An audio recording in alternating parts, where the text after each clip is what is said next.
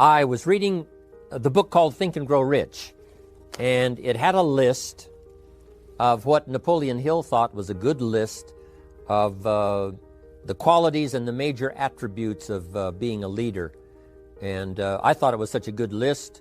I made the list in my own notes, and now the purpose is for me to get my notes into your notes, to get what's in my head into your head, so that it won't stop with you, so that what we share here together today will be passed on, passed on. That's why I do what I do. I do take great pleasure in touching the people that I can see, shake hands with, say hello to, an audience that you can see. But I am also aware of the unseen audience that's being affected by whatever we do. So now I've got a chance to do that.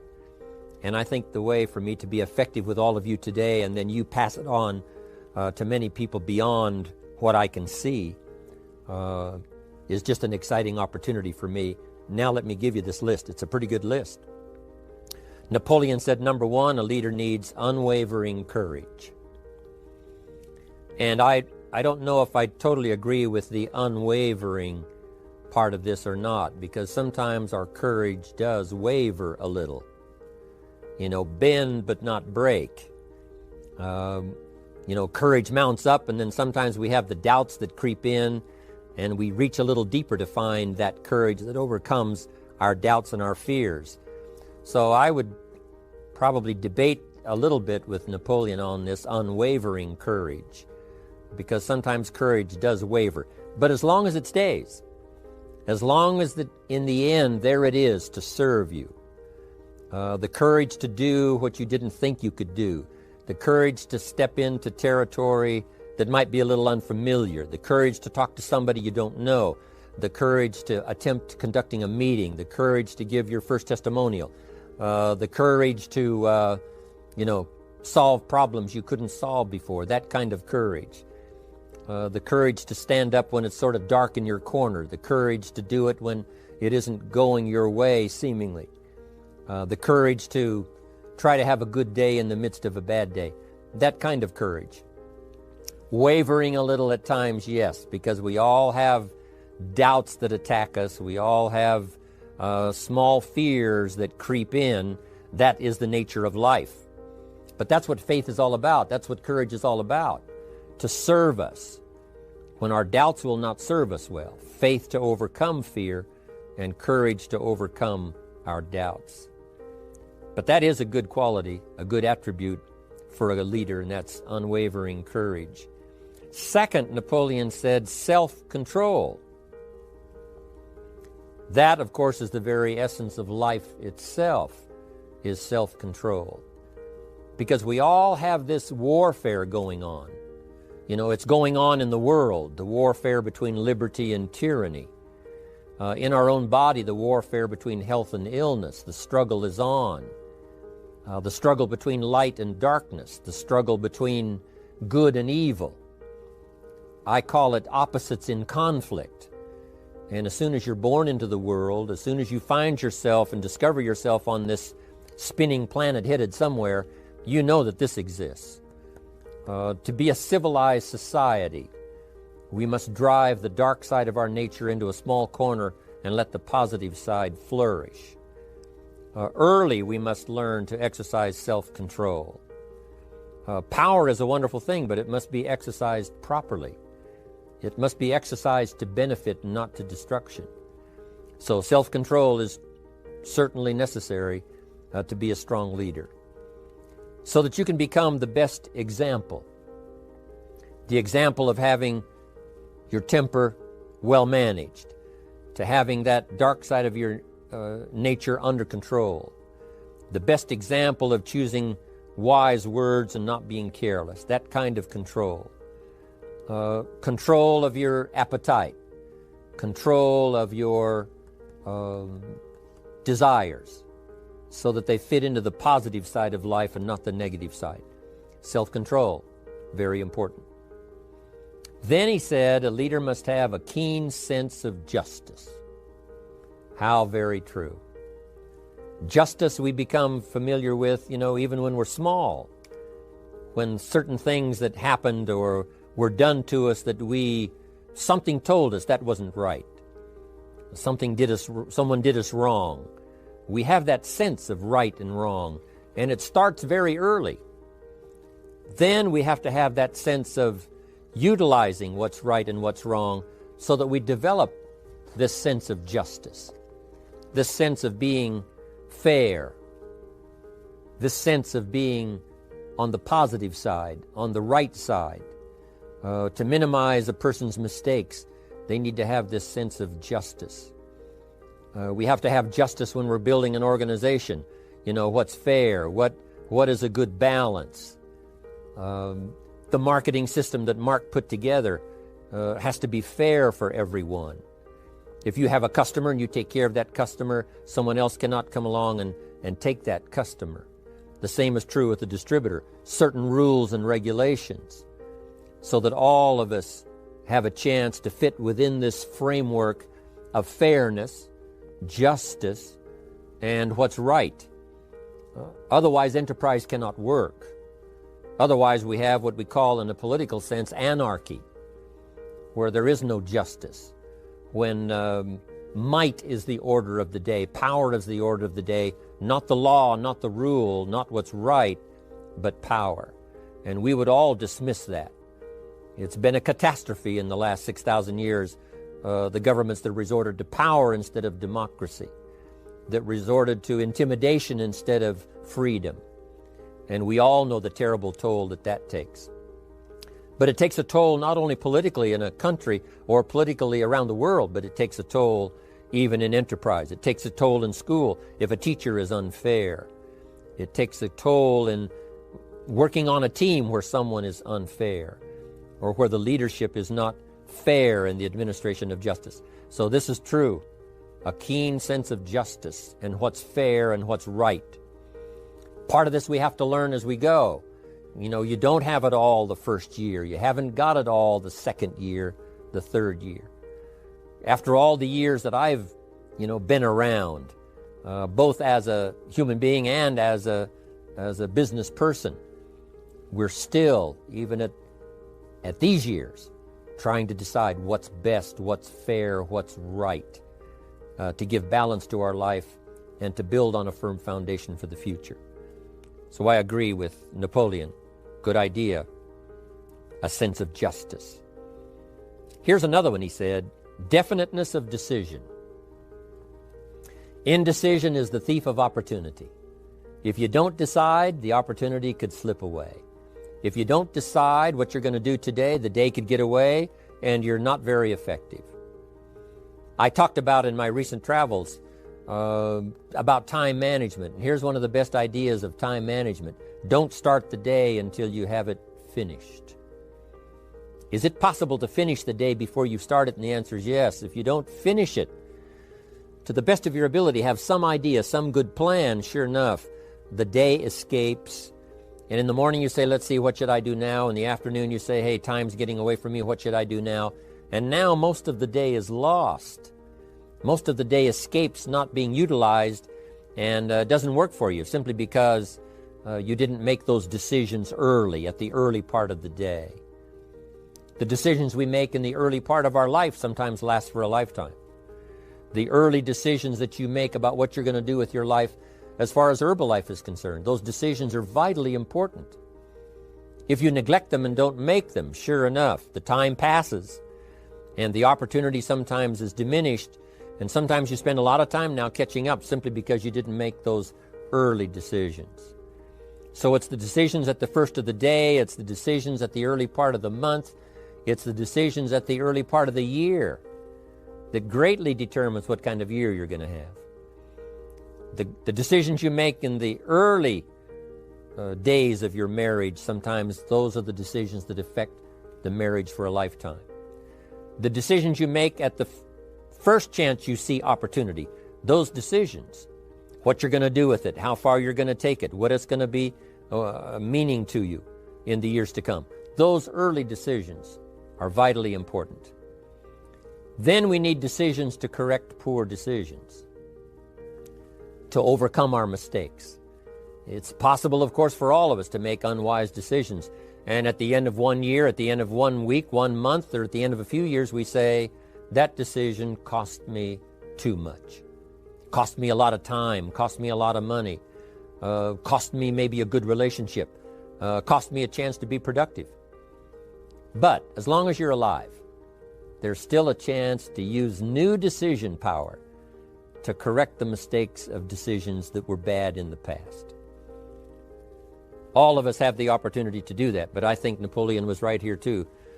You got to be definite in making decisions so that the opportunity doesn't pass you by. Take advantage. Here's the next one. Napoleon Hill said, a good leader has definite plans. How important that is. And of all the years, I think, to cash in on Herbalife's momentum and make some plans for the future, this has got to be one of the greatest years. Herbalife in these 18 years now has created some incredible momentum, not only in opening up the countries, but momentum in the refinement of our marketing, momentum in developing new products, momentum in developing our support system. The key is now for you to make plans to ride on that momentum. Herbalife is like the tide that comes in, and the rising tide lifts all the ships, if they're in the water. If your ship and your boat is not in the water, even though the tide comes in that would lift all the ships, if yours is not in the water, then it doesn't benefit you. So here's what you should do. Have the same intensity to make your plans for the future as Mark Hughes has, as the President's team, Chairman's Club especially, make the plans for the Herbalife Company future. You've got to now make your plans. Don't let this momentum pass you by. Don't let this momentum go uncashed in on. Don't let it be like a lost cause for you. And maybe you've, because of the lack of plans, have lost a month or two, or you've lost a week or two, or maybe you've lost a year, and you were 10% effective instead of 100%. Now's the time to change all that and start making some plans. Your Herbalife plans, they're vitally important. You might as well cash in on the Herbalife plans for world expansion, the Herbalife plans for expansion within your country, the Herbalife plans for the expansion of the business, the incentives. Cash in on that, capture that, and say, I've got to have some plans that match Herbalife. Not necessarily match Herbalife in numbers, but that can match Herbalife in momentum, that can match Herbalife in cashing in on the opportunity, your plans for Herbalife expansion. You got to have some plans for your family, right? You got to take your family along. Don't leave them out. One of the challenges all of us have in making our plans is how to balance everything, to make sure that we don't regret at the end of a year, I spent too much time on that. I spent too much money. And then if you have, say, how can I not do that again? And construct some better plans so that you won't have any regrets at the end of a year to come, 5 years to come, 3 or 4, 5 years to come. Definite plans. The plans for the use of your money. One thing I've admired about Mark Hughes since I've met him all those years ago, once he started becoming successful, he had a splendid plan, not only for his personal success in terms of financial security, but in terms of the company. Because Mark has to look after the company and make sure that the company is secure, that the company has plenty of reserves, so that no matter what happens around the world, and when you're doing business in 37 countries, you can imagine what the challenge is to make sure the plans for each country are there, the backup plans, the financial plans, as well as products and opportunity and marketing. It is a challenge beyond comprehension to most of us what kind of planning that takes in terms of trying to make Herbalife secure for the future. I described it in one of the summit classes as Mark takes the same pledge that the President of the United States takes, and that is to preserve and protect and defend the Constitution, says the President. But Mark has to preserve and protect and defend the company to make sure it's viable, not just in America where it started, but all around the world in each country. It's an awesome responsibility. But now for you, your plans to be financially secure. If you're starting to make some big money in Herbalife, I'm telling you, you got to have a good plan for your resources so that you find yourself secure regardless of what happens. I agree with Napoleon here. You got to have good plans. One more on plans, and that is the plan for your personal development. The plan to be better this year than last year.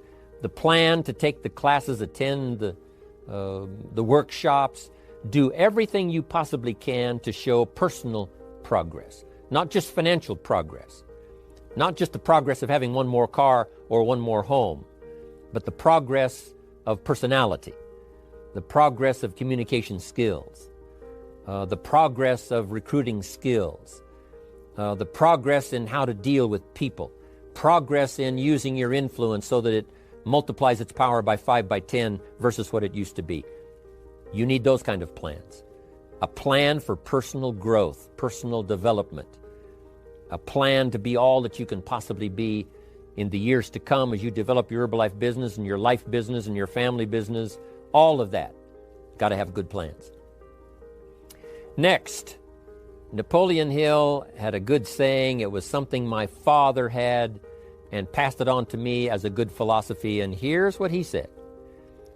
A good leader has the habit of doing more than what he gets paid for. What an incredible philosophy this is. The habit of doing more than you get paid for. It's what we call the service that you put out like seeds in the ground that doesn't bring the harvest immediately, but the harvest is yet to come. It's called like putting out the capital in capitalism. Doing more than you get paid for means that you're getting ready for the next move up. Because if you do more than you get paid for, you've made an investment. The average person might think if I do more than the company requires, then they're ripping me off. I'm not getting paid for that extra time, that extra attention. But you must not view it that way. You must say, I'm getting there a little earlier, staying a little later, as an investment in my own personal future. Because I want that kind of reputation. I want that kind of philosophy to work in my life.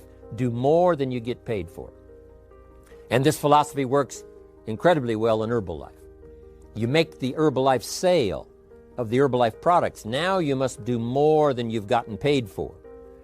Right? They've got the product, you've got the money. But you can't stop your investment there. Now you must develop the investment in time, effort, and energy in turning that new customer into a testimonial. And sometimes that's the most difficult work, the work after the sale. Because the sale might be fairly easy. Someone says, hey, I've been looking for this product, I need it, here's my money. But now you've got to stay with them, make sure they don't just buy the product, but that they use the product. And that they don't just use the product, they keep using the product.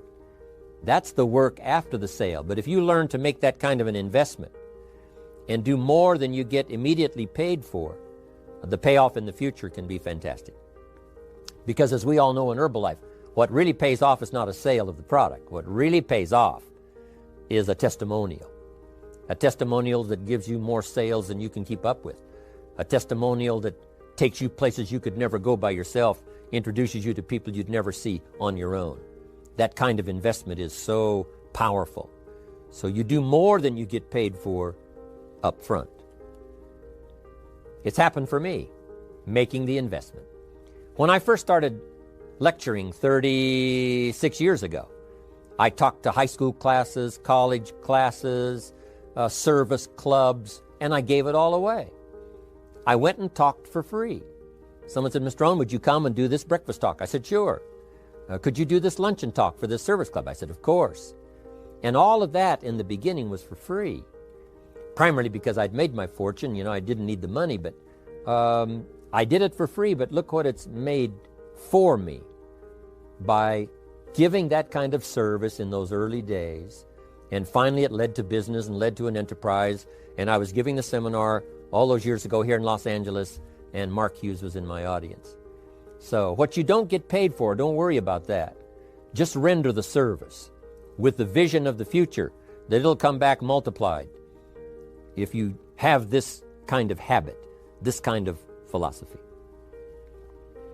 Next, Napoleon Hill talks about personality. You need a pleasing personality. There's many parts to your personality. One is your working personality.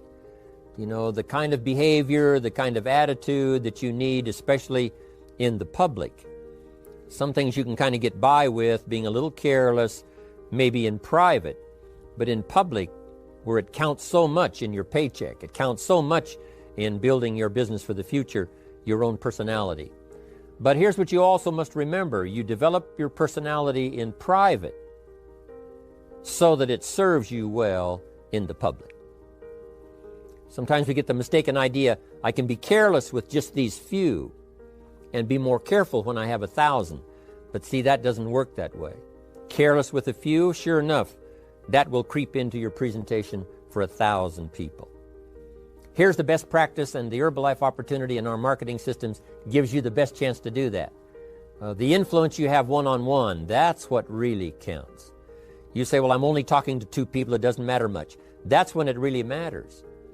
Because if you'll practice well there, using your personality, using your influence, to get someone's attention, to get them to listen, to get them to participate, the kind of personality that someone says, I'd like to be around this person.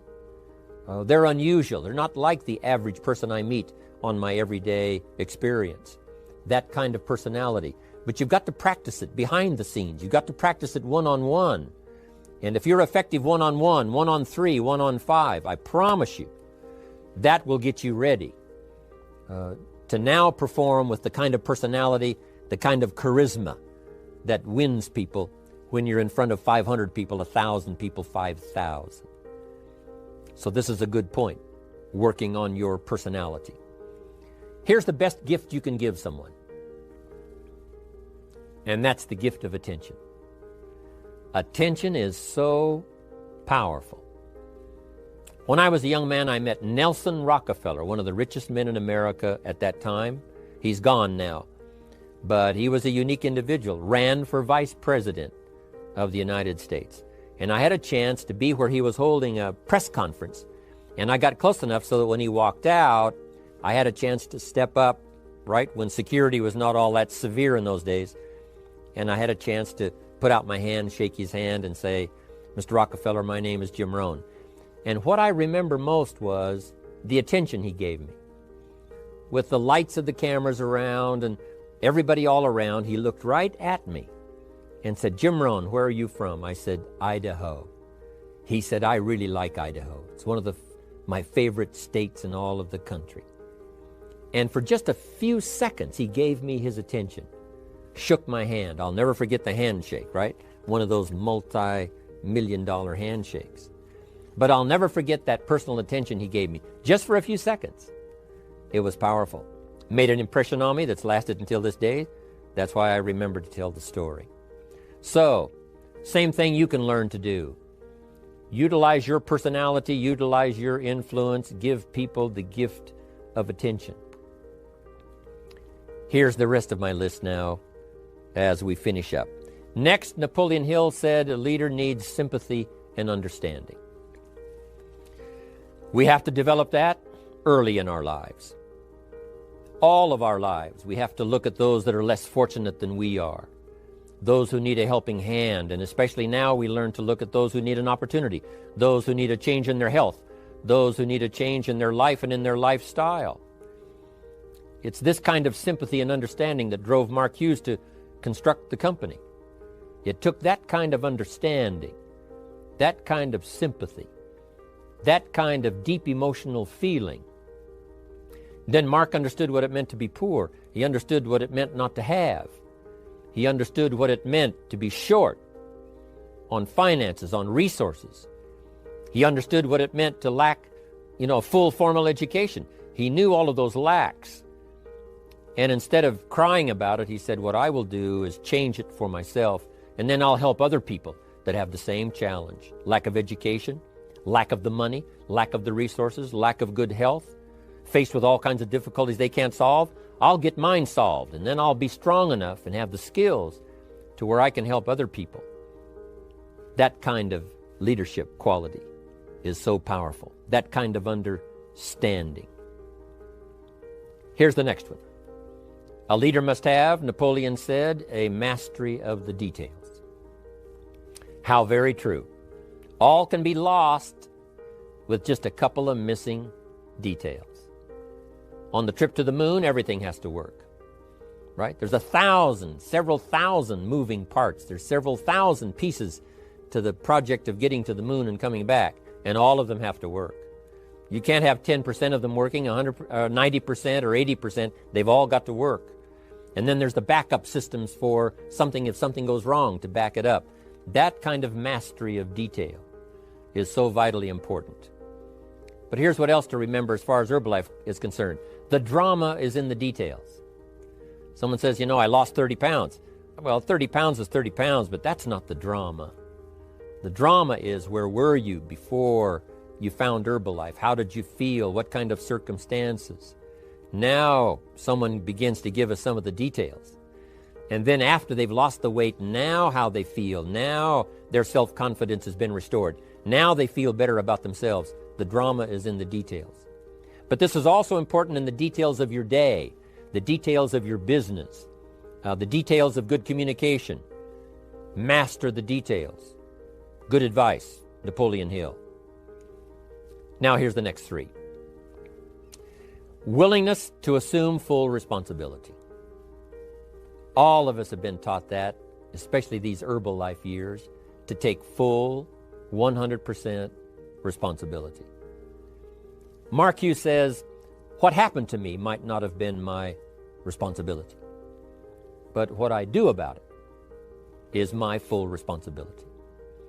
I've had some people did me wrong. In his first couple of business experiences, he was done wrong. Some people ran off with the money. He was left holding the bag. But he said, that's what happened.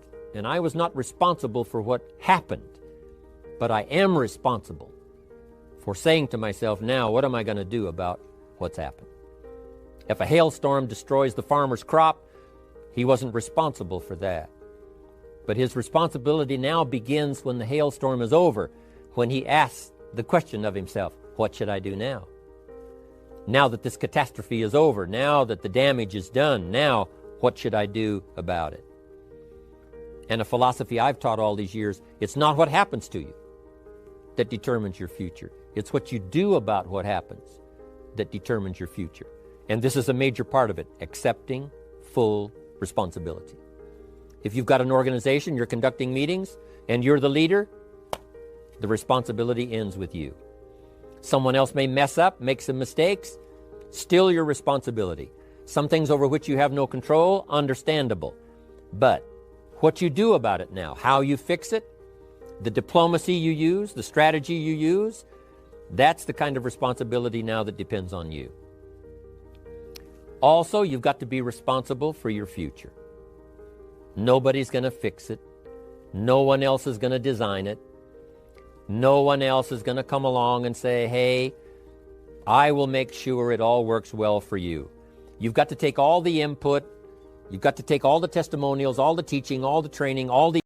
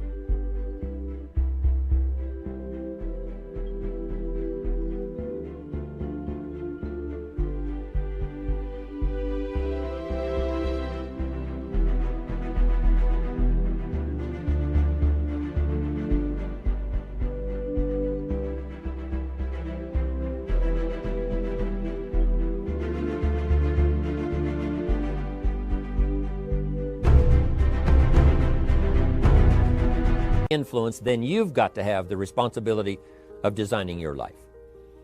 You can design a life of prosperity, or you can design a life just to coast and get by. The responsibility belongs to you. Now here's the last two. Next is cooperation. One of the great things we learn in Herbalife is how to cooperate so that we take advantage of each other's ideas, we take advantage of each other's input, we take advantage of each other's enthusiasm, we take advantage of each other's testimonial, and we take advantage of each other's willingness to grow. That kind of cooperation has built Herbalife. In those early days, Mark got the group together. Jerry Shatanovich, Doug Stuntz, the rest, and made some plans to cooperate. Said, no telling what kind of powerful meetings we can have if we work together. No telling how many people we can affect, even right away, if we work together. You do this part, you do this part, I'll do this part, we'll make it work together, and we'll get the ball rolling. There's an ancient phrase that says, if 2 or 3 agree, nothing is impossible. If they agree on the same project, if they agree on the same vision, if they agree on how to get there, I'm telling you, nothing is impossible. Nothing can stand in their way. Just 2 or 3. What's exciting about Herbalife is now we have more than 2 or 3. The president's team now is well populated. Even the chairman's club is growing. The millionaire team is awesome in its numbers as well as in its power. And the cooperation between all of us on the tabulator teams, as distributors, home office, support staff, 15th floor, wherever we come from. If we cooperate, there's nothing we can't do. There isn't anyone we can't touch. There is no country we can't finally get to with this incredible story. Cooperation. That's why I'm here, wanting to do my part, HBN, send out some ideas, give you some notes to take, something to think about and ponder, something to talk about with the people that you associate with and are building your business. That kind of cooperation is going to make this a powerful year. It'll get us to the 2 billion, 3 billion, 5 billion. But it'll get us to much more than just those numbers. It'll get us to a place of honor, respect, prestige, influence, feeling good about ourselves for the hard work that we're doing, cooperating with each other. I want to cooperate with you, helping build your business. All of us cooperate with the support system of Herbalife. We're on our way. We will have the billions. We'll have the stories. We'll have the experiences. Now here's the last one. Napoleon Hill said, a major attribute of leadership is vision. Vision is in many parts. One, a vision for your own course to follow. A vision for you, for yourself. A vision for your financial future. A vision for your health. A vision for your wealth. A vision for you to latch onto and make something out of. A vision for your family. Because vision must now lift others as well as ourselves. Guess what our family is counting on? That we'll be able to see things that at first they cannot see. That we'll be able to look further into the future than perhaps they will be able to look. The same is true with your organization, the people that are around you. They're counting on your vision. Perhaps you've been there a little longer than they have. Maybe you've been there a lot longer than they have. And they will look to you to help them see things that they can't see in the beginning. And if you will do that, develop that attribute of leadership, I'm telling you, you'll have such a dramatic effect on your organization, it will be unbelievable. A vision for yourself, a vision for your family, a vision for your organization, a vision for the people that you're close to. The old prophet said, without vision, we die. We perish. Unless we can see into the future, life loses its meaning. Unless we can look further than just where we are at the moment, then we have no reason for faith, no reason for activity. But if we'll develop this skill, beyond any other skill, I'm telling you, it will help us touch people because they'll want to be around us because we have this look into the future. Not only the short-range vision of what we're going to do this week, this month, this year, but the long-range vision like Mark has, taking us to the 5 billion. You can have a vision that will take your organization into the future and bless everybody with success.